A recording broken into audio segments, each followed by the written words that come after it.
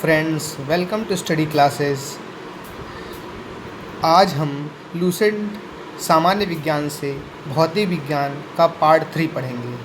Part first व second हम पहले ही अपलोड कर चुके हैं। यदि आपने नहीं देखे हैं तो वीडियो में जाकर देख लें। और हाँ, यदि आपने मेरे चैनल को नहीं सब्सक्राइब किया है तो चैनल को सब्सक्राइब कर बेल आइकन पर क्लिक कर ऑल पर क्लिक करें, जिससे आपको मेरे आने वाले वीडियोस की नोटिफिकेशन जल्दी मिल जाएगी और आप वीडियोस देख सकेंगे। चलिए अब स्टार्ट करते हैं। इससे पहले वीडियो में हम वृत्तिगत पढ़ चुके हैं। अब हम कोणीय वेग को पढ़ेंगे। क्या कोणीय वेग? कोणीय वेग को अंग्रेजी में एंगुलर वेलोसिटी पढ़ते हैं। क्या पढ़ते हैं? एंगुलर वेलोसिटी पढ़ते हैं कोणीय वेग को अंग्रेजी में। अब इसकी परिभाषा क्या होती है? वृत्ताकार मार्ग पर गतिशील कण को वृत्त के केंद्र से मिलाने वाली रेखा 1 सेकंड में जितने कोण से घूम जाती है उसे उस कण का क्या कहते हैं? कोणीय वेग कहते हैं। उस कण का क्या कहते हैं? कोणीय वेग कहते हैं। अब आप डेफिनेशन समझ गए होंगे। क्या डेफिनेशन है? कि वृत्ताकार मार्ग पर गतिशील कण को वृत्त के केंद्र से मिलाने वाली रेखा 1 सेकंड में जितने कोण घूम जाती है उसे क्या कहते हैं हम? उसे उस कण का कोणीय वेग कहते हैं। वृत्ताकार मार्ग पर गतिशील कण को वृत्त के केंद्र से मिलाने वाली रेखा 1 सेकंड में जितने कोण घूम जाती है उसे उस कण का कोणीय वेग कहते हैं। इसे प्रायः ओमेगा से प्रकट किया जाता है। इसे प्रायः किससे प्रकट किया जाता है? ओमेगा से प्रकट किया जाता है, अर्थात ओमेगा बराबर थीटा बाई टी। ओमेगा बराबर क्या होता है? थीटा बाई टी होता है। यदि कण 1 सेकंड में n चक्कर लगाता है, यदि कण 1 सेकंड में n चक्कर लगाता है तो ओमेगा बराबर 2 पाई n होता है। यदि कण 1 सेकंड में n चक्कर लगाता है तो ओमेगा बराबर 2 पाई n होता है। अब आगे आते हैं। क्योंकि एक चक्कर में कण 2 पाई 360 डिग्री रेडियन घूम जाती है। आप जानते हो एक चक्कर में क्या होता है? एक चक्कर में क्या होता है? आप यहाँ जैसे ये कोई सर्किल है, एक चक्कर मारो पूरा तो ये वृत्त ही तो बनेगा। एक चक्कर में कितने अंश का कोण बनता है वृत्त पे? देखो ये फिगर ही दिख रहा है। कितने अंश कोण बनता है एक चक्कर में? 360 डिग्री कोण बनता है। 360 डिग्री के तो कोण बनता है। तो वही बता रहे हैं, क्योंकि एक चक्कर में कण 2 पाई का मान कितना होता है? पाई बराबर होता है 180 अंश और 2 पाई है तो 2 से मल्टीप्लाई कर दोगे तो 360 अंश ही तो आएगा। क्यों? 360 ही अंश आएगा। तो वही बता रहे हैं 2 पाई रेडियन घूम जाती है। अब यदि वृत्ताकार मार्ग की त्रिज्या r है, देखो यहाँ देख रहे हो, ये जो त्रिज्या है ये आपकी रेडियस, ये r है, ये भी रेडियस है, त्रिज्या ही है। वृत्ताकार मार्ग की त्रिज्या r है और 1 सेकंड में n चक्कर लगाता है। मतलब 1 सेकंड में n चक्कर, मतलब पूरा चक्कर लगा रहा है, n चक्कर लगाता है तो उसके द्वारा 1 सेकंड में चली गई दूरी, तो उसके द्वारा 1 सेकंड में चली गई दूरी बराबर क्या होता है? वृत्त की परिधि इंटू n। भाई 1 सेकंड में कितना? भाई एक चक्कर में क्या होता है? वृत्त की परिधि क्या होती है? एक चक्कर में चली गई दूरी होती है। वृत्ताकार मार्ग पर एक चक्कर में चली गई दूरी को ही वृत्त की परिधि कहते हैं। तो एक चक्कर में वृत्त की परिधि तो होगी और जितने चक्कर लगाएगा वो इंटू मल्टीप्लाई में वृत्त की परिधि में होंगे। तो n चक्कर लगा रहा है तो n मल्टीप्लाई हो रहा है। तो क्या इस सूत्र बन रहा है?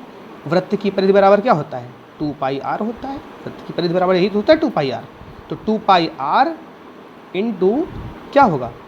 n हो जाएगा। भाई n चक्कर की बात हो रही है ना, तो n हो जाएगा 2 पाई r इंटू n। यही उसकी रेखी चाल होती है। किसकी रेखी चाल होती है?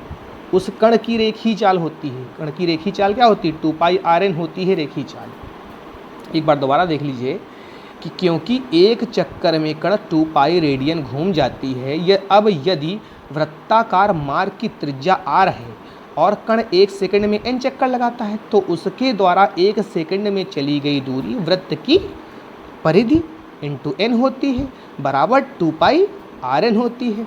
यही उस कण की रेखीय चाल होती है। रेखीय चाल को अंग्रेजी में क्या कहते हैं? Linear speed. यही उसकी रेखीय चाल होगी। अब आगे आते हैं, तो रेखीय चाल v बराबर क्या होती है? इस 2 पाई आर एन होगी। रेखीय चाल v बराबर 2 पाई आर एन। अब देखो क्या होता है, v बराबर क्या लिख रहे हैं? 2 पाई एन। 2 पाई एन क्या था? आपकी कोणीय चाल थी, 2 पाई एन लिख दिया।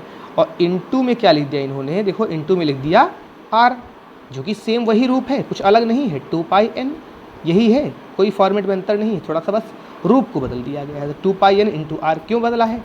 जिससे कि 2 पाई एन की वैल्यू कितनी है? देखो आप यहाँ पे 2 पाई एन क्या है? कोणीय चाल है जिसका मान ओमेगा है।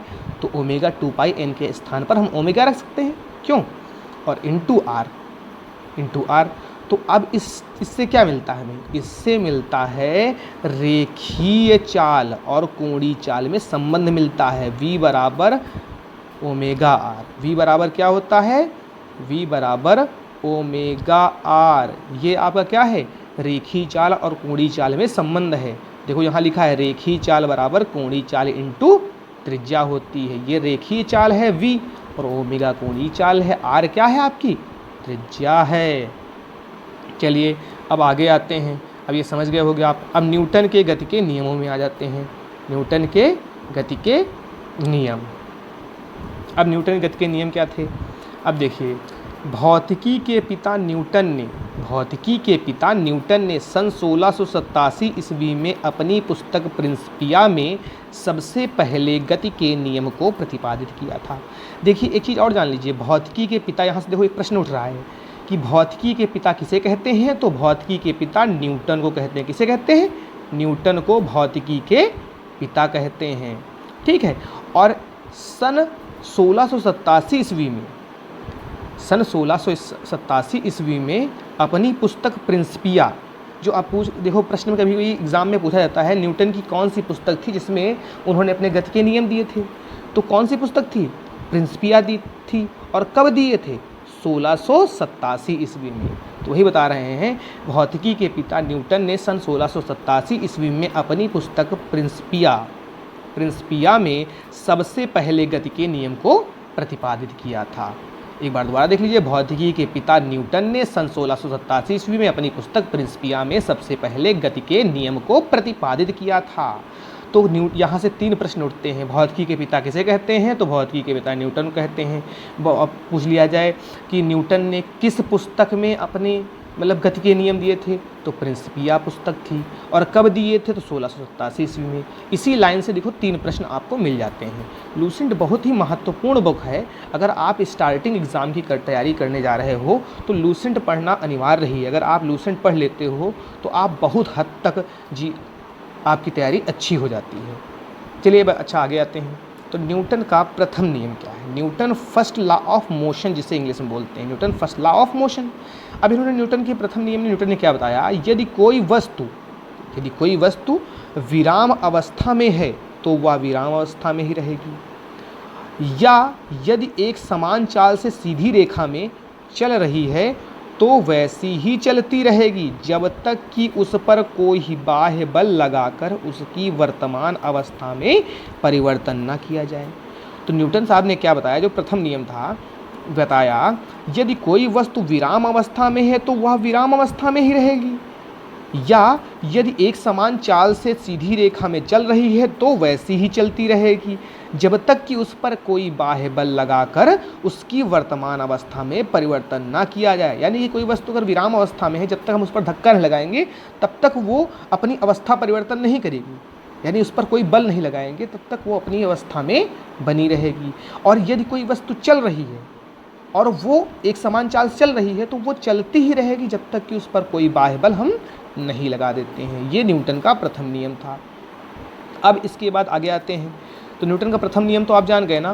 फिर से एक बार सतरी निगाहों से देख लीजिए। यदि कोई वस्तु विराम अवस्था में है तो वह विराम अवस्था में रहेगी, यदि वह एक समान चाल से सीधी रेखा में चल रही है तो वैसी ही चलती रहेगी जब तक कि उस पर कोई बाह्य बल लगाकर उसकी वर्तमान अवस्था में परिवर्तन ना किया जाए। तो न्यूटन का प्रथम नियम हुआ। अब आगे आते हैं। तो क्या दिया है न्यूटन के जो प्रथम नियम है इसको बेटा गैलीलियो का नियम भी कहते हैं। न्यूटन के प्रथम नियम को क्या कहते हैं? गैलीलियो का नियम या जड़त्व का नियम भी कहते हैं। न्यूटन के प्रथम नियम को जैसे पूछ लिया जाए आपसे एग्जाम में, न्यूटन के प्रथम नियम को क्या दिया जाए कहते हैं? ऑप्शन में कई ऑप्शन दिएंगे, उसमें कहीं दे दिया गया गैलीलियो का नियम दे दिया गया, तो आप वहाँ क्या रहेंगे? गैलीलियो का नियम भी कहते हैं। या ऑप्शन में दे दिया गया जड़त्व का नियम, तो न्यूटन के प्रथम नियम को जड़त्व का नियम भी कहते हैं। अच्छा एक चीज़ बताइए, गैलीलियो ने एक आविष्कार किया था, क्या आपको ज्ञात है? हम बता दे रहे हैं, दूरबीन का आविष्कार किया था। गैलीलियो जी थे, उन्होंने दूरबीन का आविष्कार किया था और इन्होंने सबसे पहले बताया था कि प्रक्षेप्य का पथ परवलयाकार होता है। प्रक्षेप्य का पथ परवलयाकार होता है, किसने सबसे पहले बताया था? तो गैलीलियो साहब ने बताया था। चलिए यहाँ से 2-3 क्वेश्चन क्लियर हो गए। अब आगे लाइन पे आते हैं हम, क्या है? बाह्य बल के अभाव में किसी वस्तु की अपनी विरामावस्था या समान गतिकी अवस्था को बनाए रखने की प्रवृत्ति को जड़त्व कहते हैं। अब देखिए इस लाइन से जड़त्व की डिफिनीशन मिल रही है। जड़त्व तो जड़त्व क्या होता है? बाह्य बल के अभाव में किसी वस्तु की अपनी विरामावस्था या समान गतिकी अवस्था को बनाए रखने की प्रवृत्ति को हम क्या कहते हैं? जड़त्व कहते हैं। मतलब अगर कोई वस्तु भी है, जब तक उस पर कोई बाह्य बल लगाया नहीं जाएगा तब तक वो सीधी सी बात है ना, या तो अगर कोई स्थिर वस्तु है तो उस पर बल लगाओगे तभी वो गतिमान होगी, और गतिमान वस्तु है उस पर कोई बल लगाओगे तभी वो स्थिर होगी। तो यही चीज़ है इन्होंने बताई है कि बाह्य बल के अभाव में, मतलब जो बाह्य बल जब तक नहीं लगाया जाता है, किसी वस्तु की अपनी विरामावस्था या समान गति की अवस्था को बनाए रखने की जो प्रवृत्ति होती है वही जड़त्व कहलाती है। एक बार दोबारा डेफिनेशन देख लीजिए, बाह्य बल के अभाव में किसी वस्तु की अपनी विरामावस्था या समान गति की अवस्था को बनाए रखने की प्रवृत्ति को जड़त्व कहते हैं। यहाँ से आपको जड़त्व की डिफिनीशन मिल जाती है। कभी कभी प्रश्न एग्जाम में डायरेक्टली डिफिनीशन ऐसे पूछ लेते हैं और ऑप्शन दे देते हैं कि क्या कहते हैं, तो यहाँ पे जड़त्व कहते हैं। ठीक है, अब आगे आते हैं। देखो, प्रथम नियम से बल की परिभाषा मिलती है। अब एक प्रश्न आपसे एग्जाम में अक्सर पूछा जाता है कि बल की परिभाषा न्यूटन के किस नियम से मिलती है? तो न्यूटन के प्रथम नियम से बल की परिभाषा मिलती है। पूछ लिया जाता है एग्जाम में, पूछा जाता है प्रश्न, न्यूटन के प्रथम नियम से बल की परिभाषा मिलती है। न्यूटन के प्रथम नियम से बल की परिभाषा मिलती है। अब देखिए यहाँ पे बल की परिभाषा भी देख लीजिए क्या होती है। अभी क्या होती है बल की परिभाषा देख लीजिए। बल वह बाह्य कारक है, बल वह बाह्य कारक है जो किसी वस्तु की प्रारंभिक अवस्था में परिवर्तन परिवर्तन करता है या परिवर्तन करने की चेष्टा करता है। चेष्टा मतलब प्रयत्न होता है, शुद्ध हिंदी यहाँ पे है, इसका मतलब प्रयत्न होता है। ठीक है, इसका अब दोबारा डेफिनेशन देख लीजिए। बल वह बाह्य कारक है जो किसी वस्तु की प्रारंभिक अवस्था में परिवर्तन करता है या परिवर्तन करने की चेष्टा करता है। बल क्या है? अब बल की आप एक अलग हम डिफिनीशन बता रहे हैं। अगर देख लीजिए, बल वह बाह्य कारक है जो किसी वस्तु की विरामावस्था या गति अवस्था में परिवर्तन कर देता है या परिवर्तन करने का प्रयत्न करता है। आप ऐसे ही बता सकते हो, बल वह बाह्य कारक है जो किसी वस्तु की विरामावस्था या गति अवस्था में परिवर्तन कर देता है या करने का प्रयास करता है। बल कैसी राशि है? बल सदिश राशि है। बल कैसी राशि है बेटा? सदिश राशि है। बल का एसआई मात्रक क्या होता है? न्यूटन होता है। बल का एसआई मात्रक क्या है? न्यूटन है।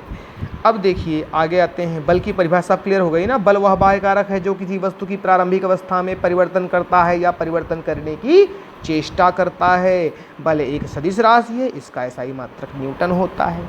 बल का एसआई मात्रक क्या होता है? न्यूटन होता है। अब आगे आते हैं। जड़त्व के कुछ उदाहरण देख लीजिए। अक्सर एग्जाम में आपसे जड़त्व के ये उदाहरण दे के पूछ लेता है ये किस सिद्धांत पर या किसके कारण होता है, तो जड़त्व कारण होता है। देख लीजिए यहाँ पे जड़त्व कुछ उदाहरण, जैसे ठहरी हुई मोटर या रेलगाड़ी के अचानक चल पड़ने पर उसमें बैठे यात्री पीछे की ओर झुक जाते हैं। अगर कोई मोटरसाइकिल ठहरी हुई है, आप देखते हो अक्सर बाइक अगर खड़ी रखे हो, अचानक आप चला दो तो क्या होता है, जो पीछे यात्री बैठा होता है अचानक क्या होता है, पीछे की ओर झुक जाता है। इसी प्रकार रेलगाड़ी में आप लोग देखो बैठते हो जब, तो अचानक जब रेलगाड़ी चलती है धक्का एक लगता है ना, तो हम लोग पीछे हो जाते हैं बिल्कुल। तो यह किस कारण होता है? यह जड़त्व के कारण होता है। यानी ठहरी हुई मोटरसाइकिल या रेलगाड़ी के अचानक चल पड़ने पर उसमें बैठे यात्री पीछे की ओर झुक जाते हैं। क्यों झुक जाते हैं? यह जड़त्व के कारण होता है। यह किस कारण होता है? जड़त्व के कारण होता है। अब अगला बिंदु देखते हैं क्या होता है। अगला है, चलती हुई मोटर कार के अचानक रुकने पर उसमें बैठे यात्री आगे की ओर झुक जाते हैं। देखिए क्या होता है, चलती हुई मोटर कार के अचानक रुकने पर उसमें बैठे यात्री आगे की ओर झुक जाते हैं। आप अक्सर बाइक देखते हो, बाइक चलाते हो ना, जब तो देखते हो आप डिस्क ब्रेक मार देते हो। अचानक हाई स्पीड में गाड़ी जा रही है, डिस्क ब्रेक मार दी तो आप आगे की ओर झुक जाते हो, यानी आप आगे बाइक के आगे गिरते हो, ना कि पीछे बाइक के गिरते हो। अक्सर देखते हो। और अक्सर जो पीछे आपके बैठा जो आपका सहयात्री होता है वो अक्सर आगे जाकर गिरता है जब आप डिस्क ब्रेक मार देते हो। तो वही बता रहे हैं, चलती हुई मोटरसाइकिल के अचानक रुकने पर उसमें बैठे यात्री क्या होते हैं? आगे की ओर झुक जाते हैं। यह किस कारण होता है? यह जड़त्व के कारण होता है। किस कारण होता है? जड़त्व के कारण होता है। अब अगला बिंदु देखते हैं। अब देखिए क्या लिखा है, कंबल को हाथ से पकड़कर डंडे से पीटने पर धूल के कण झरकर गिर जाते हैं। कंबल को हाथ से पकड़कर डंडे से पीटने पर धूल के कण झड़कर गिर जाते हैं। यह किस कारण होता है? जड़त्व के कारण होता है। तो आप जड़त्व के उदाहरण से क्लियर हो गए ना। ये डायरेक्ट एग्जाम में आपसे प्रश्न पूछ लिया जाता है और पूछ लेता है किस कारण ऐसा होता है, तो ऑप्शन भी दे देते हैं, वहाँ जड़त्व के कारण आप टिक कर देंगे। ठीक है, यहाँ से देखिए कई प्रश्न आपको तैयार हो जा रहे हैं। ठीक है, आगे बढ़ते हैं। संवेग क्या होता है? जैसे इंग्लिश में मोमेंटम बोलते हैं। किसी वस्तु के द्रव्यमान तथा वेग के गुणनफल को उस वस्तु का संवेग कहते हैं। किसी वस्तु के द्रव्यमान और तथा उसके वेग के गुणनफल को वस्तु का संवेग कहते हैं। किसी वस्तु के द्रव्यमान तथा वेग के गुणनफल को उस वस्तु का संवेग कहते हैं। अर्थात संवेग बराबर वेग इंटू द्रव्यमान। आप देखिए परिभाषा से ही स्पष्ट है कि सूत्र क्या बनेगा। तो सूत्र क्या बनेगा? संवेग बराबर वेग इंटू द्रव्यमान बनेगा। संवेग कैसी राशि है? सदिश राशि है। आप जानते हैं कि सदिश राशियों में दिशा की आवश्यकता होती है और परिमाण की भी आवश्यकता होती है। देखो यहाँ वेग भी आपने देखा था, वेग भी सदिश राशि थी और यहाँ संवेग भी सदिश राशि है, लेकिन चाल आपकी क्या थी? वहाँ अदिश राशि थी। चाल क्या थी? अदिश राशि थी। दूरी क्या थी? अदिश राशि थी। विस्थापन क्या थी? सदिश राशि थी। ठीक है, चलिए अब आगे देखते हैं क्या लिखा है। संवेग का एसआई मात्रक क्या होता है? संवेग का एसआई मात्रक किलोग्राम इंटू मीटर पर सेकेंड होता है। क्या होता है? किलोग्राम इंटू मीटर पर सेकेंड। देखिए सूत्र से ही आप परिभाषा बना सकते हैं। द्रव्यमान का मात्रक किलोग्राम होता है और वेग का मात्रक क्या होता है? मीटर पर सेकेंड होता है। तो किलोग्राम इंटू मीटर प्रति सेकेंड होता है संवेग का मात्रक। अब यहाँ से संवेग भी क्लियर हो जाता है। अब आगे बढ़ते हैं। आगे क्या दिया है? न्यूटन के गति का द्वितीय नियम दिया है। न्यूटन का द्वितीय गति का नियम दिया, Newton second law of motion. किसी वस्तु, अब देखते हैं क्या है, किसी वस्तु के संवेग में परिवर्तन की दर को, किसी वस्तु के संवेग में परिवर्तन की दर को उस वस्तु पर आरोपित बल के समानुपाती होता है। क्या बोल रहे हैं? किसी वस्तु के संवेग में परिवर्तन की दर उस वस्तु पर आरोपित बल के समानुपाती होती है। किसी वस्तु के संवेग में परिवर्तन की जो दर होती है उस वस्तु पर जो आरोपित बल होता है उसके समानुपाती होती है। तो बात समझ गए ना कि जो बल संवेग परिवर्तन की दर है उस पर आरोपित बल के समानुपाती होती है। तथा संवेग परिवर्तन बल की दिशा में होता है। तथा संवेग परिवर्तन क्या होता है? बल की दिशा में होता है। दोबारा आप देख लीजिए, किसी वस्तु के संवेग में परिवर्तन की दर उस पर आरोपित बल के समानुपाती होती है तथा संवेग परिवर्तन बल की दिशा में होता है। अब यदि आरोपित बल F है, क्या है? आरोपित बल F है, बल की दिशा में उत्पन्न त्वरण A है, बल की दिशा में उत्पन्न त्वरण A है, त्वरण भी आप जानते हैं सदिश राशि है, एवं वस्तु का द्रव्यमान m हो, वस्तु का द्रव्यमान क्या हो? m हो, तो न्यूटन के गति के नियम के दूसरे नियम से, तो न्यूटन के गति के दूसरे नियम से सूत्र क्या बनेगा? F बराबर ma। जहाँ m क्या है, द्रव्यमान है, a क्या है, त्वरण है, और आरोपित बल F है। ठीक है, फिर से देख लीजिए, यदि आरोपित बल F बल की दिशा में उत्पन्न त्वरण a एवं वस्तु का द्रव्यमान m हो तो न्यूटन के गति के दूसरे नियम से F बराबर ma, अर्थात क्या दिया है, न्यूटन के दूसरे नियम से बल का व्यंजक प्राप्त होता है। अर्थात न्यूटन के दूसरे नियम से क्या होता है, बल का व्यंजक F बराबर ma क्या है, बल का व्यंजक है। व्यंजक मतलब सूत्र, फॉर्मूला, बल का व्यंजक। अर्थात न्यूटन के दूसरे नियम से बल का व्यंजक प्राप्त होता है। और प्रथम नियम से क्या मिलता था, बल की परिभाषा मिलती थी। अब देखो नोट में देखो दिया है, प्रथम नियम दूसरे नियम का ही अंग है। प्रथम नियम क्या है, दूसरे नियम का ही एक अंग है। जो पहला नियम आप पढ़ चुके हो वो इसी दूसरे नियम का ही एक अंग है, बता रहे हैं। चलिए, न्यूटन का दूसरा नियम भी यहाँ कंप्लीट होता है। अब आगे चलते हैं हम मित्रों। आगे क्या दिया है, न्यूटन का गति का तृतीय नियम दिया है, Newton's third law of motion. अब ये क्या है देख लीजिए, प्रत्येक क्रिया के बराबर परंतु विपरीत क्रिया में, प्रत्येक क्रिया के बराबर परंतु विपरीत दिशा में प्रतिक्रिया होती है। न्यूटन का तीसरा नियम क्या है, क्रिया प्रतिक्रिया का नियम भी जिसे कहते हैं। न्यूटन के तीसरे नियम को क्रिया प्रतिक्रिया का नियम भी कहते हैं। मतलब जो हम क्रिया करते हैं उसके विपरीत हमें प्रतिक्रिया भी मिलती है। तो वही कह रहे हैं, प्रत्येक क्रिया के बराबर, जो आप क्रिया करते हो उसी के बराबर परंतु विपरीत दिशा में प्रतिक्रिया होती है। अब इसके उदाहरण देख लीजिए, इससे प्रश्न पूछा जाता है, इसको अच्छे से देख लीजिए। क्या दिया है, बंदूक से गोली चलाने पर चलाने वाले को पीछे की ओर धक्का लगना। बंदूक से जब गोली चलाते हैं, प्रश्न आपसे एग्जाम में डायरेक्टली पूछ लेते हैं, बंदूक से गोली चलाने पर चलाने वाले को पीछे की ओर धक्का लगता है, यह किस कारण होता है।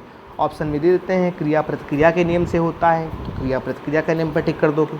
यदि ऑप्शन में दिया जाए न्यूटन के तृतीय नियम, तो न्यूटन के तृतीय नियम को वहाँ लिखोगे। तो बंदूक देखो ना, आप बंदूक चलाते हो तो क्या होती है, बंदूक से जब गोली निकलती है तो एक क्रिया हुई ना उससे, आपने जो ट्रिगर दबाया तो एक गोली निकली, जो क्रिया हो गई। और क्या बता रहा है, विपरीत दिशा में, विपरीत दिशा में क्या होती है, प्रश्न देखो यहाँ बता रहा है विपरीत दिशा में, तो विपरीत दिशा में प्रतिक्रिया होती है, यानी कि आपको कंधे पे इकट्ठे धक्का लगता है। ठीक है, तो ये चीज़ क्लियर हो गई। अब आगे आते हैं, अगला उदाहरण देख लीजिए। दिया है, नाव से किनारे पर कूदने पर नाव को पीछे की ओर हट जाना। नाव से किनारे पर कूदने पर नाव को पीछे की ओर हट जाना भी क्या है, न्यूटन के तृतीय नियम का ही उदाहरण है। क्योंकि नाव से जब हम उतरते हैं तो हम तो निकले, तो एक प्रकार से क्रिया हो गई, हमारे पैरों से जो लगती है प्रतिक्रिया हो जाती है, तो नाव इसीलिए पीछे हो जाता है। रॉकेट को उड़ाने में भी न्यूटन के तृतीय नियम का पालन करना पड़ता है। रॉकेट जो उड़ाई जाती है, पूछा जाए रॉकेट को उड़ाने में न्यूटन के किस नियम का प्रयोग किया जाता है, तो न्यूटन के गति का तृतीय नियम फॉलो होता है रॉकेट को उड़ाने में। तो यहाँ तक तो क्लियर हो गया। अब आते हैं संवेग संरक्षण का सिद्धांत। क्या है, संवेग संरक्षण का सिद्धांत। देखो, संरक्षण का मतलब होता है रक्षा करना। तो संवेग संरक्षण सिद्धांत क्या है, यदि कणों के किसी समूह या निकाय पर कोई बाह्य बल नहीं लग रहा हो, यदि कणों के किसी समूह या निकाय पर कोई बाह्य बल नहीं लग रहा हो तो उस निकाय का कुल संवेग नियत रहता है।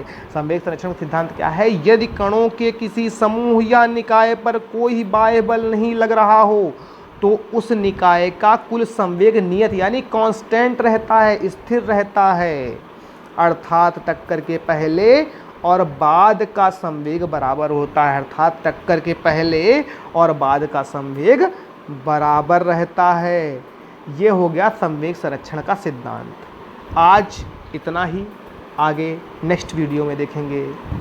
आप फ्रेंड्स बताइएगा वीडियो कैसा लगा। प्लीज़ मेरे चैनल को सब्सक्राइब करें और लाइक करें, कमेंट करें, शेयर करें। धन्यवाद।